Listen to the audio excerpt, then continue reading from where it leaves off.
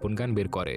Suzanne বুঝতে পারে গবেষণার ফল নষ্ট হয়ে গেলে সব শেষ, কারণ এখন পর্যন্ত সে এর জন্য $200 মিলিয়ন খরচ করেছে।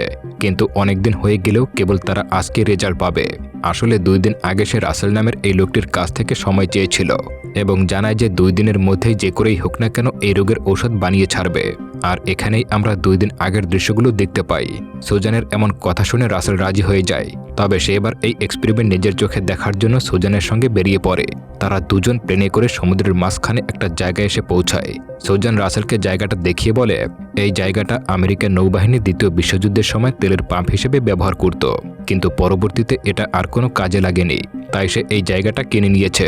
আর এখানেই সে তার এক্সপেরিমেন্ট শুরু করে দেয়। এরপর তারা দুজন প্লেন থেকে নামলে রাসেলের সাথে জেনিফার নামের একজন মেয়ের দেখা হয়। সে আসলে এখানে মেরিন বায়োলজিস্ট।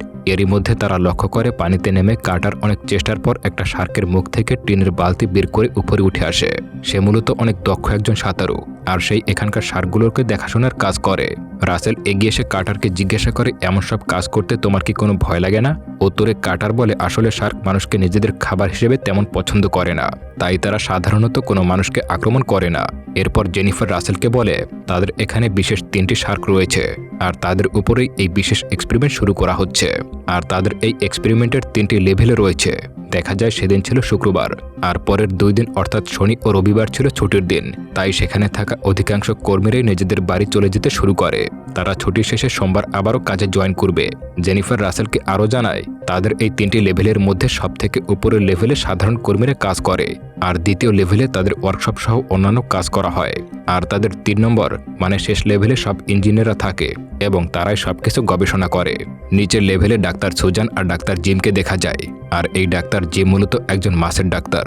ডাক্তার জিম সুজানকে জিজ্ঞাসা করে, আমাদের এই এক্সপেরিমেন্ট তো পরের সপ্তাহে হওয়ার কথা ছিল, তাহলে হুট করে কালকে কেন করা হবে?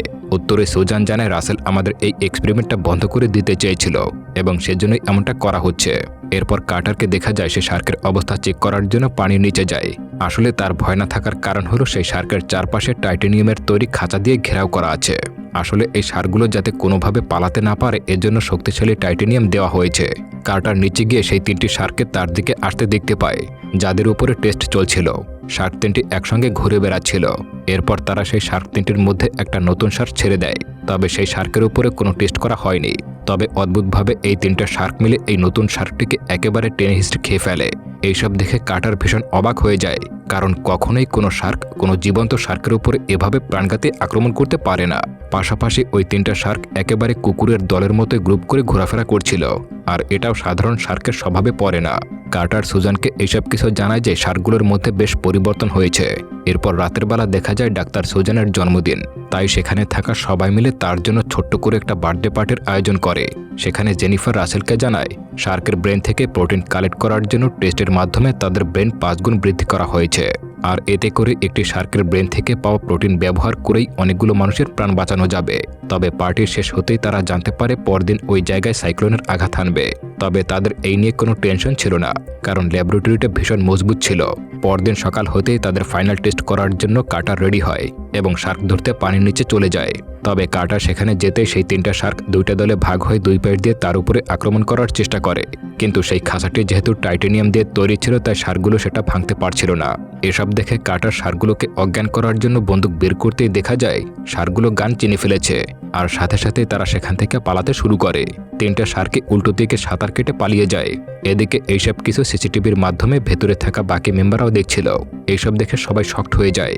তারা বুঝতেই পারছিল না যে এই শার্কগুলো কি করে গান চিনতে পারলো। তাছাড়া শার্ক তো কখনো উল্টো দিকে সাঁতার